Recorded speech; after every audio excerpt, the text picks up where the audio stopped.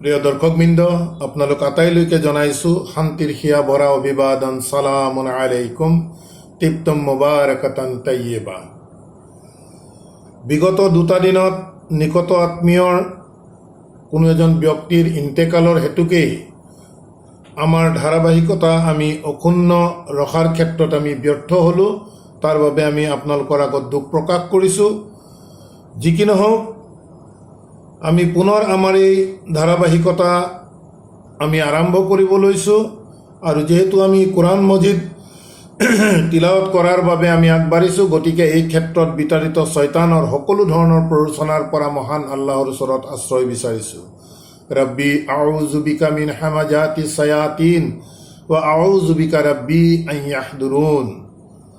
আৰু আল্লাহৰ কিতাবে পাঠ কৰাৰ ক্ষেত্ৰত মহান আল্লাহে যাতে আমাক এই কাম সহজ কৰি দিয়ে। ইয়াৰ উপৰিও ইয়াৰ প্ৰতিটো শব্দ, প্ৰতিটো আয়াত যাতে অতি বিশুদ্ধ আৰু স্পষ্টভাৱে আমি আপোনালোকৰ বাবে আমি দাঙি ধৰিব পাৰোঁ, সেই আশাৰে আল্লাহৰ ওচৰত আমি দোৱা বিচাৰিছোঁ। ৰাব্বি ইশৰাহলি সাদৰি ওয়া ইয়াসসিৰলি আমৰি ওয়াহলুল উকদাতাম মিন লিসানি ইয়াফকাহু কওলি ৰাব্বি জিদনি ইলমান। প্ৰিয় দৰ্শকবৃন্দ, আমাৰ ধাৰাবাহিকতাৰ শিতানত আলহামদুলিল্লাহ আমি আজি আহি উপনীত হৈছোঁ 346 নং খণ্ডত। আমাৰ আজিৰ এই 346 নং খণ্ড আমি ইনশাআল্লাহ আৰম্ভ কৰিব লৈছোঁ কোৰাণ মজিদৰ আন এক অন্যতম সূৰা 27 নং সূৰা আন নমল, অৰ্থাৎ দ্য এণ্ট, পৰুৱাৰ নামেৰে মহান আল্লাহে এই সূৰাটিৰ নামাকৰণ কৰিছে। গতিকে নামাকৰণৰ দিশটো আমি নিশ্চিতভাৱে লক্ষ্য কৰিবলগীয়া বিষয়, যিহেতু আল্লাহৰ যিমান সৃষ্টিৰাজি আছে তাৰ ভিতৰত এই পৰুৱা হৈছে এক অন্যতম ক্ষুদ্ৰ সৃষ্টি। গতিকে এই ক্ষুদ্ৰ সৃষ্টিৰ প্ৰতিও আল্লাহৰ গুৰুত্ব নিশ্চিতভাৱে যথেষ্ট থকাৰ বাবেই আল্লাহে এই পৰুৱাৰ নামেৰে এটি সূৰা আল্লাহে নাজিল কৰিছে। আৰু নিশ্চিতভাৱে ইয়াৰ বিষয়বস্তু আমি এই সূৰাৰ মাজত ইনশাআল্লাহ পঢ়িবলৈ পাম। গতিকে যি কি নহওক, আপোনালোক সকলোকে আমি পুনৰ আমন্ত্ৰণ জনাইছোঁ আল্লাহৰ দ্বাৰা এই নাজিলকৃত কোৰাণ মজিদৰ মাজলৈ। আৰু ইনশাআল্লাহ আমি আৰম্ভ কৰিব লৈছোঁ আমাৰ আজিৰ এই অনুবাদু চৰ্চাৰ ধাৰাবাহিকতা কোৰাণ মজিদৰ 27 নং সূৰা আন নমলৰ 1 নং আয়াতৰ পৰা।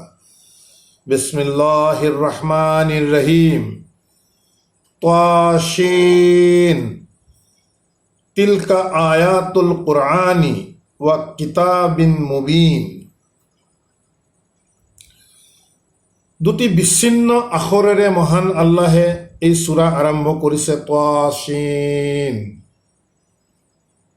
একেটা আয়াততে আল্লাহে তাৰ পাছত কৈছে তিলকা আয়াতুল কুৰআনি। এইবোৰ যিবোৰ ইতিমধ্যে চৰ্চা চলি আহি আছে, ইতিমধ্যে যিমান আমি পাৰ হৈ আহিলোঁ বা আগলৈ আমি যিসমূহ পঢ়িবলৈ আগবাঢ়িব বিচাৰিছোঁ, এই গোটেইবোৰক সাঙুৰি আল্লাহে তিলকা শব্দ ব্যৱহাৰ কৰিছে। এইবোৰ আয়াতুল কুৰআনি। প্ৰিয় দৰ্শকবৃন্দ, এটি দিশ আমি বুজাৰ চেষ্টা কৰিব লাগিব এই আয়াততে, যে কুৰআন আৰু কিতাব সাধাৰণভাৱে ইয়াৰ আমি কওঁতে দুয়োটাকে একেটা বস্তুৱে আমি বুজি পাওঁ আৰু নিশ্চিতভাৱে একেটা বস্তুৱে, কিন্তু শাব্দিক দিশৰ কিছু পাৰ্থক্য আছে ইয়াত। কুৰআন শব্দ আহিছে প্ৰকৃততে কাৰাৰ পৰা আহিছে। কাৰা অৰ্থাৎ পঢ়া, ৰিডিং। আল কুৰআন এখন বিশেষ পাঠ্য, আমি পাঠ কৰিবলগীয়া। আল কুৰআন আমাৰ পাঠ্য, পাঠ কৰিবলগীয়া। আৰু কিতাপ বুলি কোৱাৰ লগে লগে নিশ্চিতভাৱে এই যিমান ইয়াত চূড়া আছে, আয়াত আছে, শব্দ আছে, গোটেইবোৰৰ সমষ্টিৰে একত্ৰিত কৰা এখন বুক, কিতাপ, সেইখনক আমি কিতাপ বুলি কওঁ। বাহ্যিক দিশৰ পৰা সাধাৰণভাৱে নিশ্চিতভাৱে দুয়োটাকে একেটাই মিন কৰিছে, কিন্তু শাব্দিক দিশৰ কিছু পাৰ্থক্য আছে। সেইবাবে এই আয়াতত আল্লাহে কৈছে তিলকা আয়াতু আল কুৰআনি, এইবোৰ বাণী ও বাৰ্তা, পাঠযোগ্য, পাঠ কৰিবলগীয়া এইবোৰ বাণী ও বাৰ্তা। ওয়া কিতাবিম মুবিন, যি বাণী ও বাৰ্তা, ওয়া কিতাবুন মুবিন, অৰ্থাৎ এখন সুস্পষ্ট এখন কিতাপ। কিতাবিম মুবিন, এখন সুস্পষ্ট কিতাপ। আল্লাহৰ ভাষা শৈলী আমি সদায় কৈ আহিছোঁ বহুত ওপৰত, ইয়াত আমি বিশেষ কমপ্লেক্সতো আমাৰ যোৱাৰ প্ৰয়োজন নাই। আল্লাহে আৰম্ভ কৰিছে দুটি বিচ্ছিন্ন আখৰেৰে, তাশিন, একেটা আয়াততে কৈছে এইবোৰ কিছু বাণী, যিবোৰ বাণী আমি পাঠ কৰাৰ বাবে প্ৰয়োজন, যোগ্য, পাঠ্য আমাৰ। আৰু এই বাণীসমূহ সন্নিৱিষ্ট কৰিছে এখন সুস্পষ্ট কিতাপত। ওয়া কিতাবিন মুবিন, অতি সুস্পষ্ট এখন কিতাপ। কিতাপখনৰ বিষয়ে আল্লাহে উল্লেখ কৰিছে যে হুদান, ই পাথেয়, পথৰ নিৰ্দেশনা দিয়ে এই কিতাপখনে, হুদান। ওয়া বুছৰান, আৰু সুসংবাদ দিয়ে এই কিতাপখনে। কাৰ বাবে? লিল মুমিনিনা, যিসকল প্ৰকৃততে বিশ্বাসী। এতিয়া প্ৰিয় দৰ্শকবৃন্দ, আমি ইনশাআল্লাহ খুব ধীৰ সুস্থিৰে আমি যোৱাৰ চেষ্টা কৰিম। কোৰআন গভীৰৰ পৰা গভীৰতালৈ গৈ আছে আৰু আল্লাহেও আমাক গভীৰৰ পৰা গভীৰলৈ লৈ গৈ আছে। কিতাপখনৰ বিষয়ে আল্লাহে ক'লে যে পাঠ কৰিবলগীয়া ই পাঠ্য, এখন সুস্পষ্ট কিতাপ, আৰু যি কিতাপখন বিশ্বাসী লোকসকলৰ বাবে পাথেয়, পথৰ নিৰ্দেশনা দিয়ে এই কিতাপখনে, আৰু সুসংবাদ দিয়ে। এই আয়াতত আমি স্পষ্ট হ'ব লাগিব, যদি আমি বিশ্বাসী বুলি আমি নিজকে ভাবোঁ বা দাবী কৰোঁ বা কৰ্ম কৰোঁ, তেন্তে আমাৰ দৰে বিশ্বাসী লোকসকলৰ বাবে এই কিতাপখন পাথেয়, এই কিতাপে আমাক পথ দেখুৱায়, আৰু এই কিতাপখনে আমাক সুসংবাদ দিয়ে জান্নাতৰ। কথাখিনি আমি এইবাবেই কিছু দহকৈ চিন্তা কৰাৰ প্ৰয়োজন আছে। আমি সাধাৰণভাৱে আমি যিটো ভাবোঁ বা কওঁ, ই অসত্যই নহয়, ইয়াক আমি প্ৰতিবাদো কৰা নাই। এই কোৰআন মজিদ আল্লাহে আমাৰ বাৰ্তাবাহক মুহাম্মদ সাল্লাল্লাহু আলাইহি ওয়াসাল্লামৰ ওপৰত নাজিল কৰিছিল, সত্য, তাত কোনো আপত্তি নাই, কোনো সন্দেহ নাই, কোনো বিতৰ্ক নাই। কিন্তু তেখেতৰ ওপৰত নাজিল কৰাৰ উদ্দেশ্য হৈছে যাতে সমগ্ৰ মানৱ জাতিৰ বাবে এই বাৰ্তা যাব পাৰে, তেখেতৰ দ্বাৰা প্ৰেৰণ কৰিব পাৰে, প্ৰচাৰ কৰিব পাৰে।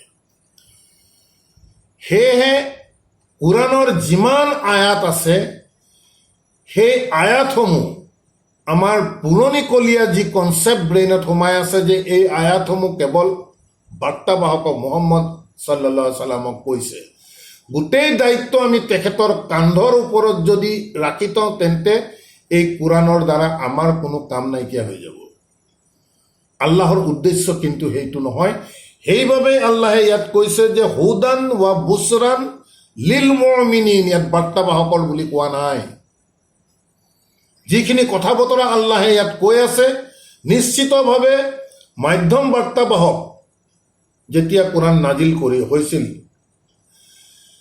কিন্তু ইয়াৰ যিখিনি মেছেজ, আদেশ, নিষেধ, কথা বতৰা বিশ্বাসী লোকসকলৰ বাবে। অৰ্থাৎ আমি যদি নিজক বিশ্বাসী বুলি কোনোবাই দাবী কৰোঁ বা ভাবোঁ, তেন্তে আয়াতে স্পষ্ট কৰিছে পাথেয়, আমাৰ পাথেয়। যদি আমি বিশ্বাসী, আমাৰ পথ নিৰ্দেশনা কিন্তু এই কিতাপত আছে, আল্লাহে কৈ আছে। যদি আমি বিশ্বাসী, আৰু যদি আমাৰ বিশ্বাসত কিছু হেৰি ফেৰি আছে, তেনে লোকসকলৰ বাবে কিন্তু এই কিতাপ পাথেয় হিচাপে হয়তো তেখেতসকলে ইয়াক গ্ৰহণ নকৰি ইয়াৰ বাহিৰৰ বিভিন্ন দিশক পাথেয় হিচাপে ল'ব পাৰে। সেইটো ব্যক্তিগত নিজা কথা। কোৰাণৰ মেছেজ হৈছে বিশ্বাসী লোকসকলৰ পাথেয় হয়। পথ দেখাওঁতা, পথৰ নিৰ্দেশনা দিয়ে এই কিতাপে, আৰু এই কিতাপে আমাক সকলো সুসংবাদ দিয়ে।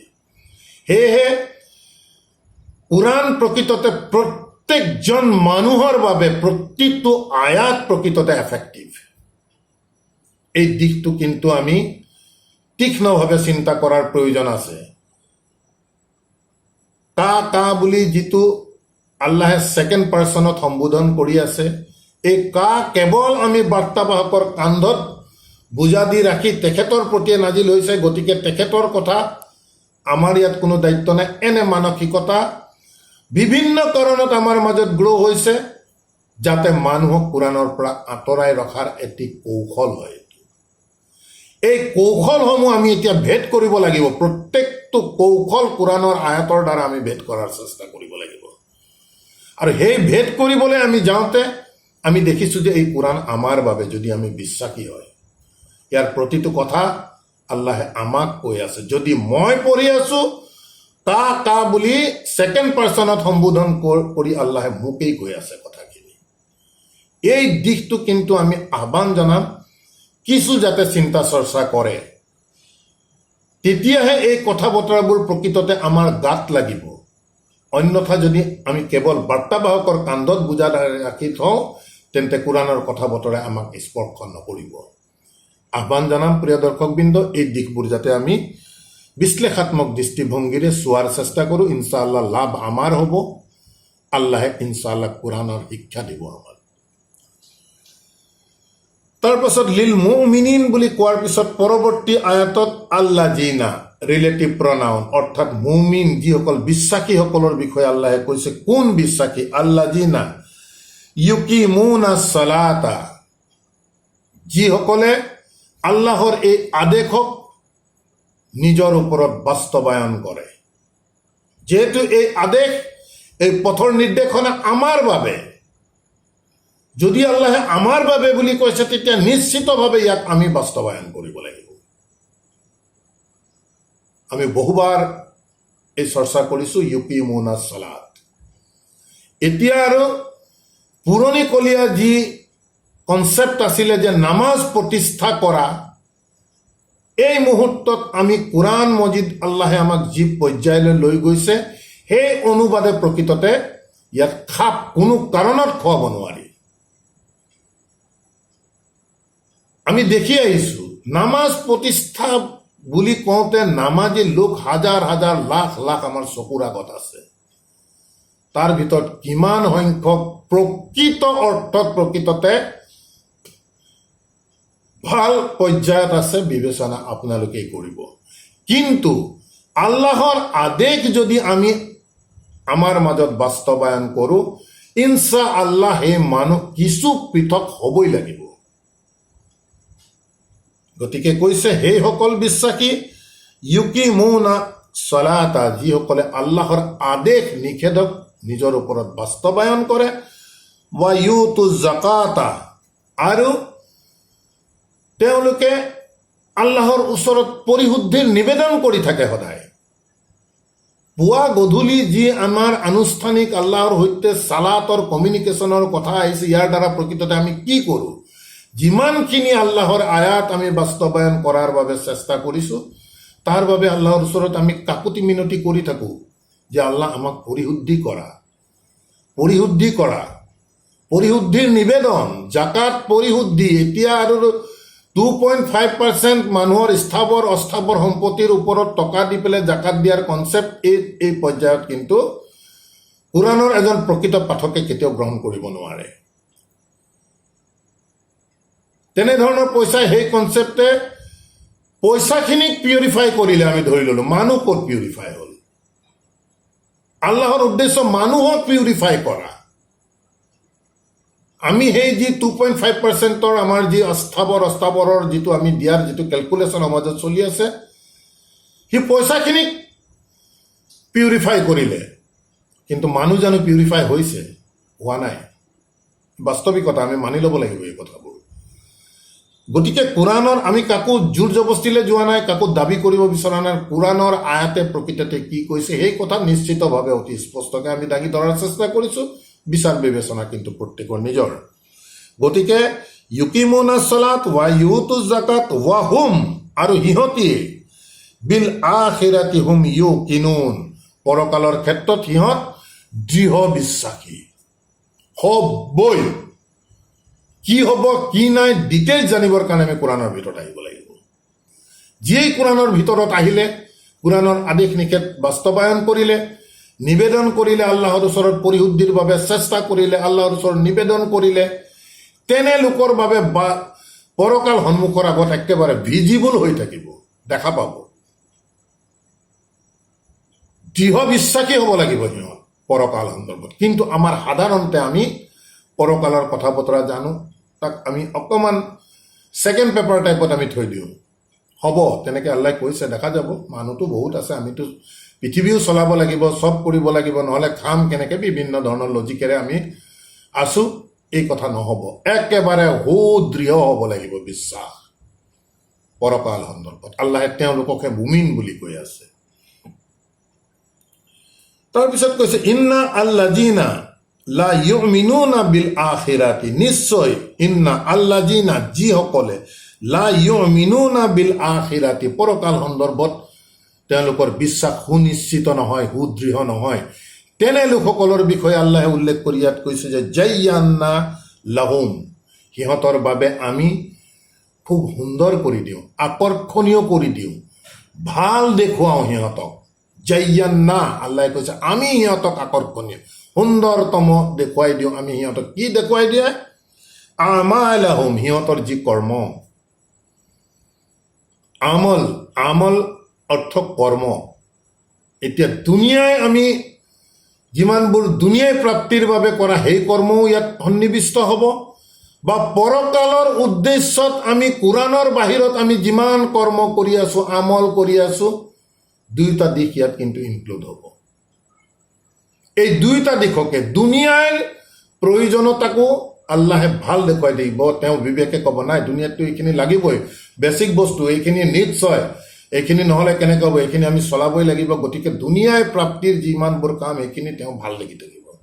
দ্বিতীয়তে কোৰাণৰ বাহিৰৰ যিমান ধৰণৰ ধৰ্মনীতিত তেওঁলোকে আগবাঢ়ি গৈ আছে, সেই দিশটো আল্লাহে কৈছে মই সিহঁতৰ বাবে আকৰ্ষণীয় কৰি দিম। আমল এইবোৰ সুন্দৰ লাগিব, সিহঁতৰ এইটো সঠিক দেখা পাব। ফাহুম ইয়ামাহুন, যিহেতু সিহঁতে সুন্দৰ দেখা পাব, ফাহুম, গতিকে সিহঁতে ইয়ামাহুন, সিহঁতে অন্ধৰ দৰে ঘূৰি ফুৰিব। এই দিশটো আমি খুব বুজাৰ চেষ্টা কৰিব লাগিব। আল্লাহে ক্লিয়াৰ কৰি দিছে যে এই কোৰাণ হৈছে পাথেয়, পথৰ নিৰ্দেশনা। প্ৰত্যেকৰ ঘৰতেই এই কোৰাণ আছে, স্পষ্ট। আল্লাহে ইয়াৰ কথা একো ঢাকি ৰখা নাই। গতিকে কোৰাণখন আমাৰ লগতে আছে, কিন্তু আমি কোৰাণ দেখা নাই, বুজিব বিচৰা নাই। নুবুজি ইয়াৰ বাহিৰৰ আমি যিমান ধৰণৰ মানুহৰ কথাই হওক, ৱাজেই হওক, যেনেকেই নহওক, বাই এনি মিনছ, এইখন থকাৰ স্বত্তেও ইয়াৰ বাহিৰৰ যিমানবোৰক আছে আমি সেইবোৰতেই লাগি আছোঁ। অৰ্থাৎ আল্লাহৰ দৃষ্টিত তেওঁ অন্ধ, তেওঁৰ ওচৰতে এই কোৰাণ ৰাখিছে কিন্তু তেওঁ দেখা নাই। সেইবাবেই কৈছে ফাহুম ইয়ামাউন, সিহঁতে অন্ধৰ দৰে খেপিয়াই থাকিব, যেনি তেনি খেপিয়াই থাকিব। কোনোবাই ক'লে এইটো ভাল, এইটো সঁচা, সেইটোকে মানি ধৰি বহিবই। কোনোবাই ক'ব এইটো ভাল, এইটো সঁচা, এইটোকে ধৰি মানি বহি থাকিব। কিন্তু কোৰাণ যে আছে এই বস্তুটো সিহঁতে দেখা নাপায়। গতিকে আল্লাহে শব্দ ব্যৱহাৰ কৰিছে ইয়ামাহুন, সিহঁতে অন্ধৰ দৰে খেপিয়াই ঘূৰি ফুৰিব। সঠিক পথ সিহঁতৰ লগতে আছে কিন্তু সিহঁতে দেখা নাপাব। যিহেতু এই কোৰাণকে আল্লাহে পাথেয় বুলি কৈছে, তোমাৰ পথ, তুমি বেলেগ কাৰো কথা শুনাৰ প্ৰয়োজন নাই, কাৰো কোৰাণৰ বাহিৰৰ কাৰো কথাকে তুমি একচেপ্ট কৰাৰ প্ৰয়োজন নাই। আল্লাহে কৈছে এইখন পাথেয় হয়, পথৰ নিৰ্দেশনা, তুমি এইখনৰ মতে যোৱা। চবৰ লগত আছে কিন্তু কোনেওতো কোৰাণৰ লগত নগৈছে, তেওঁলোক অন্ধ আল্লাহৰ দৃষ্টিত। উলাইকা, এই লোকসকলৰ বিষয়ে কৈছে আল্লাযিনা লাহুম, এই লোকসকলে সেইসকল লোক, লাহুম শুউল আজাবা, সিহঁতৰ বাবে আছে অতি জঘন্য ভয়ংকৰ শাস্তি। ওহুম ফিল আখিৰাতি, আৰু ইহঁতিয়েই পৰকালত সিহঁতিয়েই একমাত্ৰ আল খাছিৰুন, সিহঁতি কিন্তু ক্ষতিগ্ৰস্ত লোক। গতিকে দিশ বিবেচনা কৰোঁ আহক, আল্লাহে কি কৈছে। পাঠেও স্পষ্ট কৰিছে, পথৰ নিৰ্দেশনা, গাইডলাইনছ। আমি আজিকালি কম্পিউটাৰত, মোবাইলত ক'ৰবাত গ'লে আমি যিটো GPS আমি মেপ উলিয়াওঁ, ক'ৰবালৈ গ'লে মেপটোৱে আমাক ৰাস্তা দেখুৱাই আছে আমি ক'ত যাব লাগিব। গতিকে আমি মেপ খুলিলেই কোনো প্ৰয়োজন নাই, কাকো সুধিব দৰকাৰ নাই এইটো ক'ত যাব লাগিব, এইটো ক'ত যাব লাগিব। আপোনাক নিৰ্দিষ্ট স্থানত নি পেলাই আপোনাক এই মেপখনে লৈ যাব।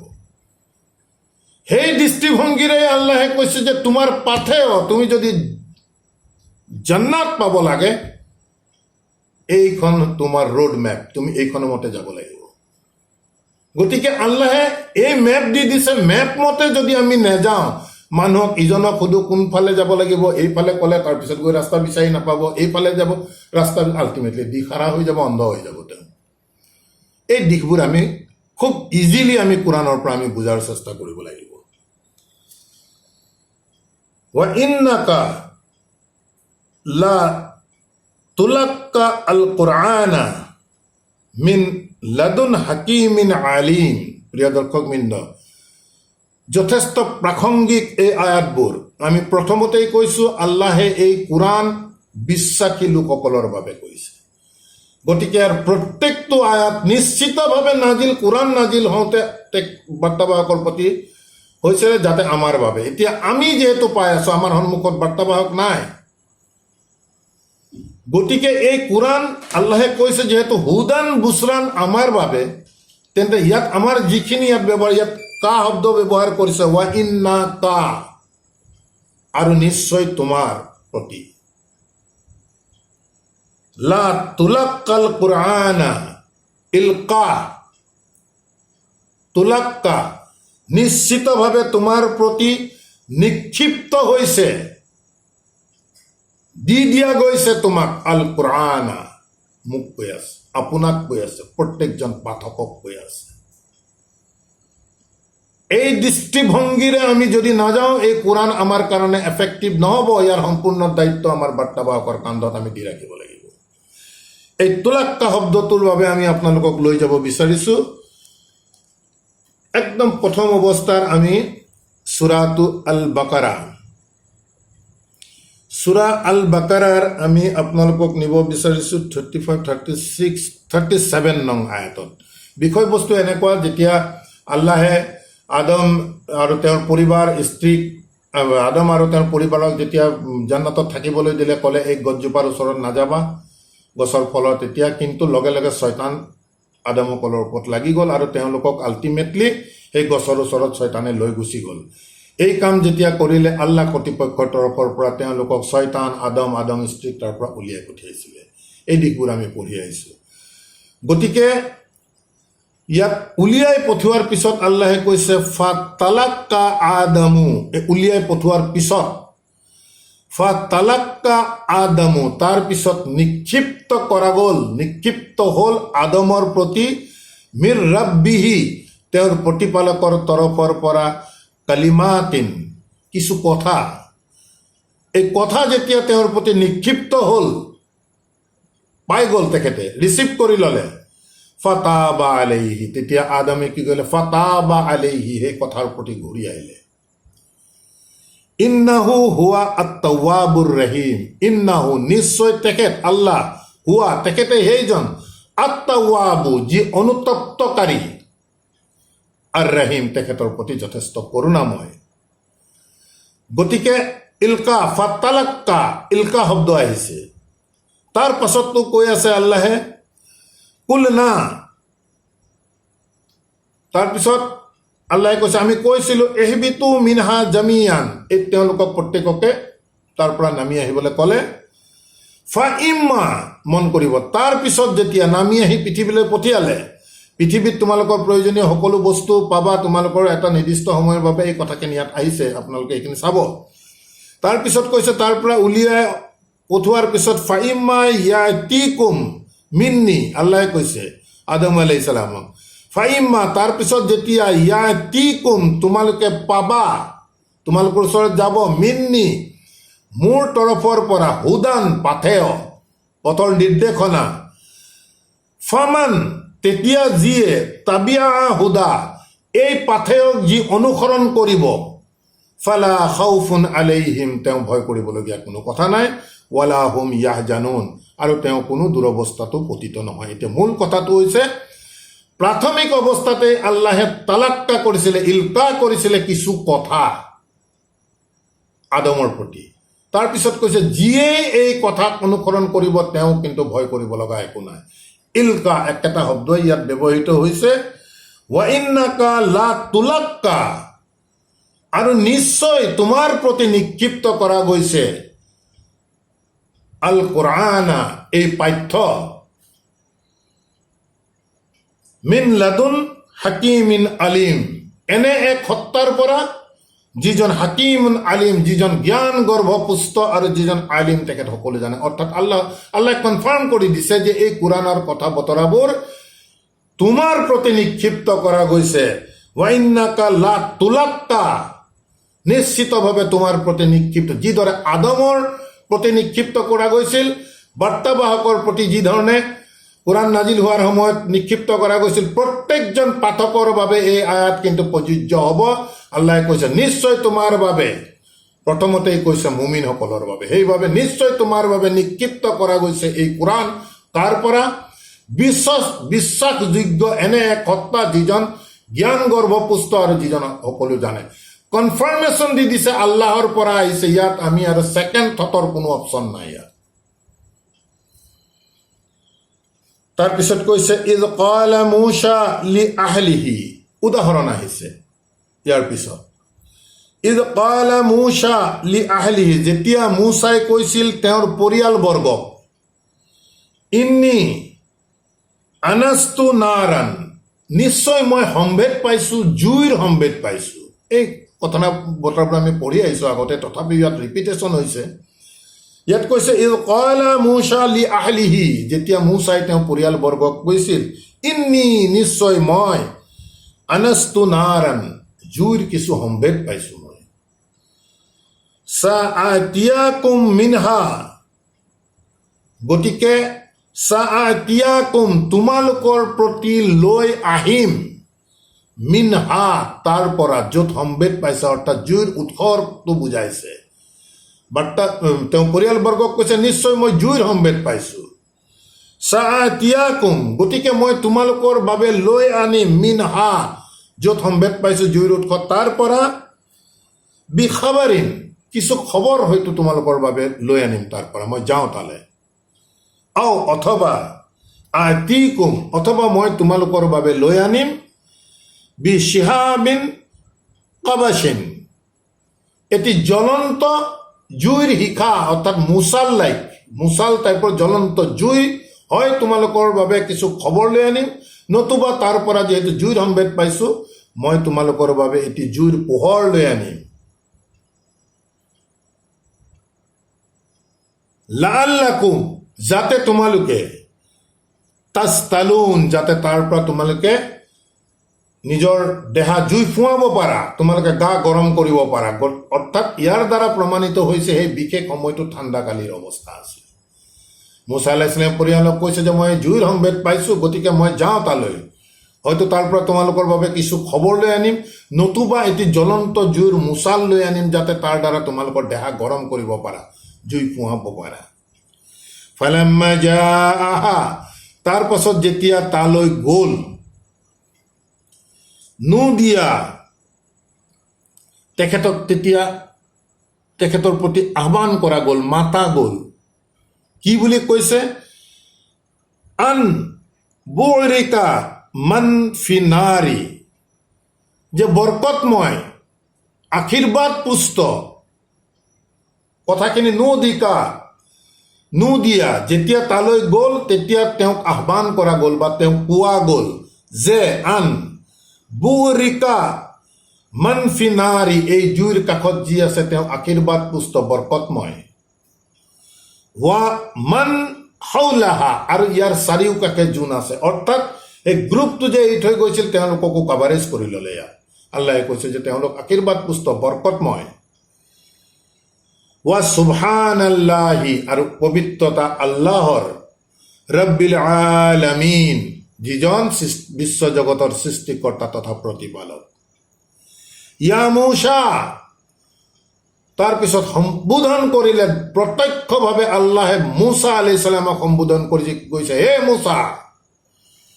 ইন্নাহু আনা আল্লাহু যে নিশ্চয় এই যে কথা শুনিলা তুমি ইন্নাহু তেওঁ আনা মই আল্লাহে কৈ আছে মই আল্লাহ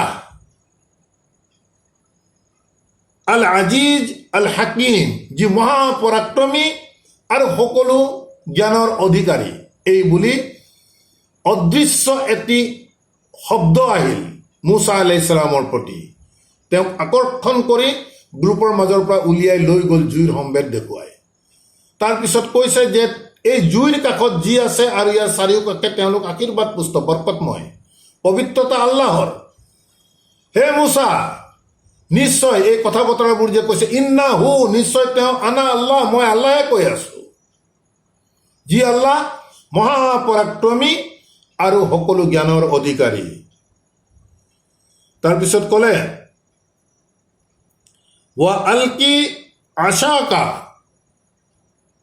একেটা শব্দ আমি তোলাক্কা আমি যিটো পাইছিলোঁ আদমক যিটো কৈছিলোঁ ইলকা একেটা শব্দই ইলকা তুমি নিক্ষেপ কৰি দিয়া এই কথাখিনি কোৱাৰ পিছত মূসা আলাইহিস সালামক কৈছে আশাকা তোমাৰ হাতৰ লাঠিটো ডাল তুমি নিক্ষেপ কৰি দিয়া দলিয়াই দিয়া ফালাম্মা তাৰপিছত যেতিয়া ৰাহা দলিয়াই দিয়াৰ পিছত সেই লাঠিডালক ৰাহা মূসা আলাইহিস সালামে দেখিলে তাতাজু সি লৰচৰ কৰিবলৈ ধৰিলে কান্নাহা জানুন লৰচৰ কৰিবলৈ ধৰিলে যেন এডাল জীৱন্ত সাপৰ দৰে এই অৱস্থাটো দেখা পায় ৱাল্লাহ মুদবিৰান তেওঁ পিছফালেদি তেওঁ পলোৱা আৰম্ভ কৰিলে পলাই দিলে ৱালাম ইউআকিব আৰু এই যে পলাইছে আৰু ঘূৰিও চোৱা নাই পাছফালে ইমান ভয় খালে মূসা আলাইহিস সালাম এই অৱস্থা দেখা পায়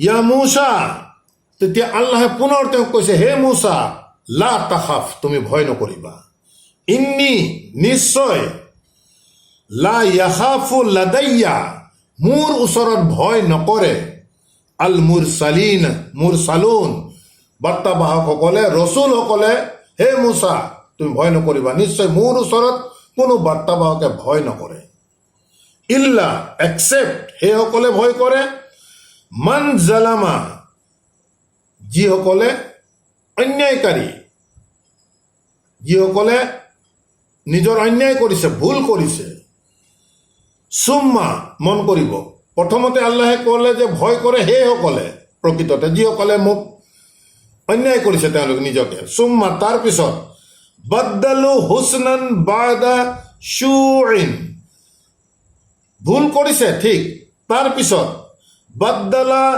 হুসনান বাদা সুইন প্ৰত্যেকটো পাপ বেয়া কাম কৰাৰ পাছত বাদালা হুসনা তাক তেওঁ ভাললৈ পৰিৱৰ্তন কৰে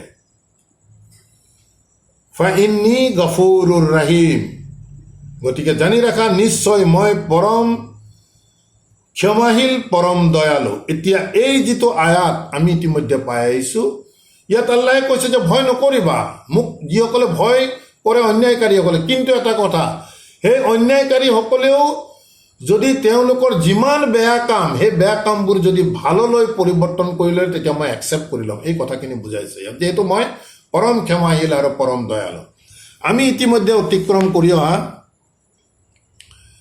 সূৰা আল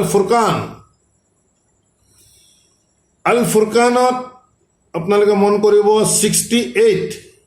68 নং আয়াতৰ পৰা আমি অলপ আপোনালোকক লৈ যাব বিচাৰিছোঁ আল্লাহে বিভিন্ন ইয়াত বৰ্ণনা দিয়াৰ পিছত কৈছে ৱা আল্লাযিনা আৰু যিসকলে লা ইয়াদউনা মাআল্লাহি ইলাহান যিসকলে লা ইয়াদউনা নামাতে মাআল্লাহি আল্লাহৰ সৈতে ইলাহান কোনো মান্যক আখাৰান কোনো বেলেগ মান্যক নামাতে আহ্বান নকৰে ৱালা ইয়াকতুলুনা নাফসান, আৰু তেওঁলোকে কোনো প্ৰাণক হত্যা নকৰে, আল্লাতি হাৰামাল্লাহু, যিটো হত্যা আল্লাহে প্ৰকৃততে হাৰাম কৰিছে, ইল্লা বিল হাক্কি, অৱশ্যে অনিবাৰ্য কাৰণবশতঃ যদি কৰিব লগা হয় সেইটো বেলেগ কথা। ৱালা ইয়াজনুন, আৰু তেওঁলোকে যিসকলে জিনা নকৰে। ওয়ামান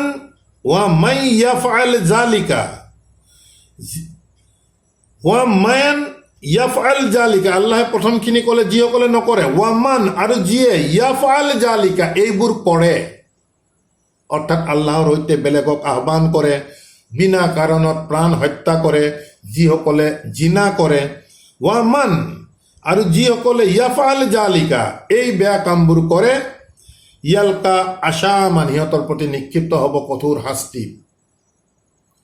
শাস্তিৰ বিষয়ে কৈছে ইউদাআফ লাহু আজাবান ইয়াউমাল কিয়ামাতি, কিয়ামতৰ দিনটোত সিহঁতৰ শাস্তি বহু গুণে বৃদ্ধি কৰি দিয়া যাব। ৱা ইয়াখলুদু ফিহা মুহানান, আৰু তাত তেওঁলোকে লাঞ্ছিত হৈ জাহান্নামত থাকিব লাগিব। তাৰ পিছৰ আয়াতটো মন কৰিব, ইল্লা, বেয়া কাম কৰিলে কি হ'ব এইখিনি ক'লে, ইল্লা, ব্যতিক্ৰম কৈছে, ইল্লা একচেপ্ট মান তাবা, যিসকলে ঘূৰি আহে। বেয়া কাম কৰিছে কিন্তু সকলোবোৰ বেয়া কাম কৰাৰ পিছত যিসকল ঘূৰি আহে, মান তাবা ৱা আমানা ৱা আমিলা সালিহাত, আল্লাহৰ ৰাস্তাত ঘূৰি আহি তেওঁলোকে বিশ্বাস আনে আৰু নিজৰ পৰিশুদ্ধিৰ কাম কৰে, আমিলা সালিহান, ফাউলাইকা, সেই লোকসকলক ইউবাদ্দিলুল্লাহু, আল্লাহে বদলি কৰি দিয়ে, শাইআতিহিম, সিহঁতৰ প্ৰত্যেকটো অপৰাধ, প্ৰত্যেকটো গুনাহ, হাসানাতিন, ভাললৈ সলনি কৰি দিয়ে আল্লাহে। ওয়া কানাল্লাহু গফুৰুৰ ৰহিম, যিহেতু নিশ্চিতভাৱে আল্লাহ পৰম ক্ষমাশীল, পৰম দয়ালু। এই যিটো ছিকুৱেঞ্চ আল্লাহে দেখুৱালে, মানুহে যিমান পাপ কৰক নকৰক পৃথিৱীত, কিন্তু যদি অনুতপ্ত হৈ ঘূৰি আহে, আল্লাহে ৰঙা দলিচা পাৰি একচেপ্ট কৰিব তেনেলোকক। আৰু কৈছে যিমান পাপ সেইবোৰক সলনি কৰি পুণ্যলৈ, ভাললৈ পৰিৱৰ্তন কৰিব। সেই আয়াতৰে এক পৃথক ৰূপত ইয়াত আল্লাহে কৈছে যে ইল্লা মান জালামা, একচেপ্ট যিসকলে অন্যায়কাৰী, সুম্মা, তাৰ পাছত বাদ্দালা হুসনান বাদা সুআন, প্ৰত্যেকটো বেয়া কামক ভাললৈ যিসকলে বদলি কৰি দিয়ে, ফা ইন্নী, নিশ্চয় মই, গফুৰুৰ ৰহিম, পৰম ক্ষমাশীল, পৰম দয়ালু। এই কথাখিনি ক'লে। তাৰপিছত কৈছে ৱা আদখিল ইয়াদাকা ফি জাইবিকা, ৱা আদখিল, আৰু তুমি সুমুৱাই দিয়া, দাখিল কৰি দিয়া, ইয়াদাকা, মুছাক কৈ আছে আল্লাহে, ইয়াদাকা, তোমাৰ হাতখন, ফি জাইবিকা, তোমাৰ জেপত, জেপ পকেট, এৰেবিক শব্দ কিন্তু, তোমাৰ পকেটত সুমুৱাই দিবলৈ কৈছে। কোনটো পকেট, ওপৰ পকেট নে কাষলতিৰ তলৰ পকেট নে এই পকেট, ইয়াত উল্লেখ নাই। জাইবিকা, জেব মিনছ পকেট। আল্লাহে ক'লে যে তোমাৰ হাতখন ভৰাই দিয়া, দাখিল কৰি দিয়া, ইয়াদা কাফি জাইবিকা, তাখৰুজ, সি ওলাই আহিব, উলিয়াই আনা, বাইদা, বিশুদ্ধ, এক বগা শুভ্ৰ হৈ ওলাই আহিব, মিন গাইৰি সুইন, কোনো এফেক্ট নোহোৱাকৈ। ফি তিসঈ আয়াতিন, আল্লাহে যি 9টা নিদৰ্শন দেখুৱাইছিলে তাৰ ভিতৰত ই এটা, ইলা ফিৰআউনা ওয়া কওমি, ফিৰআউন আৰু তেওঁ কওমৰ প্ৰতি যি 9টা নিদৰ্শন আয়াত দি পঠিয়াইছিলে তাৰ ভিতৰত ইও এটা, ইন্নাহুম কানু কওমান ফাসিকিন, নিশ্চয় তেওঁলোক যথেষ্ট ফাসিক এটা জাতি আছিল। গতিকে আলহামদুলিল্লাহ, প্ৰিয় দৰ্শকবৃন্দ, সময়ৰ প্ৰতি লক্ষ্য ৰাখি আমাৰ আজিৰ এই অনুবাদ ও চৰ্চাৰ ধাৰাবাহিকতা আমি ইমানতে সমাপ্ত কৰিব বিচাৰিছোঁ। ইনশাআল্লাহ পৰৱৰ্তী খণ্ডত প্ৰসংগৰ লগত সংগতি ৰাখি আমি আগবাঢ়ি যোৱাৰ চেষ্টা কৰিম। ৰাব্বানা আমান্না বিমা আনজালতা ওয়াত্তাবা'না ৰাসূল ফাকতুবনা মা'আস শাহিদিন ওয়া মা আলাইনা ইল্লাল বালাগ ওয়া মা তৌফিক ইল্লা বিল্লাহ। সালামুন আলাইকুম।